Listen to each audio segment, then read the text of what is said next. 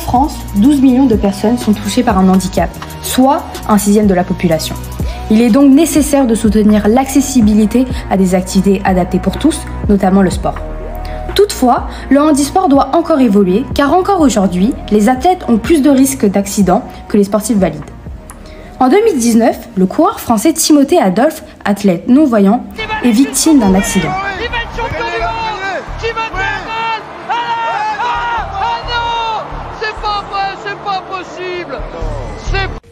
Ainsi, nous avons pu remarquer qu'aujourd'hui, la course avec un guide pose de réels problèmes, tels que la possibilité de tomber lorsque la course ou de se faire disqualifier si le guide arrive avant l'athlète. De plus, cela retire l'aspect individuel de cette course à pied. Alors aujourd'hui, un véritable problème se pose. Un athlète non-voyant a nécessairement besoin d'un guide. Notre solution, l'HandiTracker.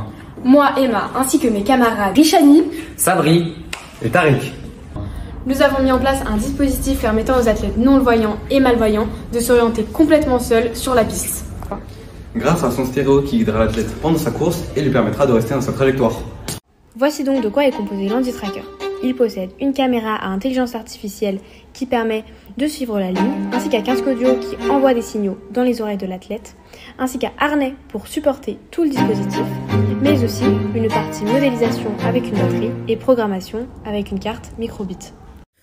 Pour la phase de test, nous avons d'abord commencé par utiliser le dispositif en marchant puis en courant. Ainsi, nous avons remarqué que l'HandiTracker s'avère bien plus efficace à vitesse rapide qu'à vitesse lente en vue des différentes lignes présentes sur les pistes d'athlétisme, puisque celui-ci n'a en effet pas le temps de détecter les autres lignes présentes sur la piste et identifie seulement la ligne blanche sur laquelle le coureur se base. De plus, il a été très difficile pour nous de se fier totalement au dispositif puisque habitués à utiliser notre vision. Cela nous semblait également peu cohérent car produit destiné aux personnes malvoyantes et non-voyantes ou testées par nos soins. C'est pour cela que nous avons fait appel à deux athlètes en situation de cécité, Luis Guerrero et Timothée Adolphe. J'ai l'habitude de courir sur piste avec ou sans ma canne, avec ou sans guide. Quand je suis tout seul, je dévie énormément. Et là, je me rendais compte qu'en fait, avec les instructions de la machine, je déviais quasiment pas du tout.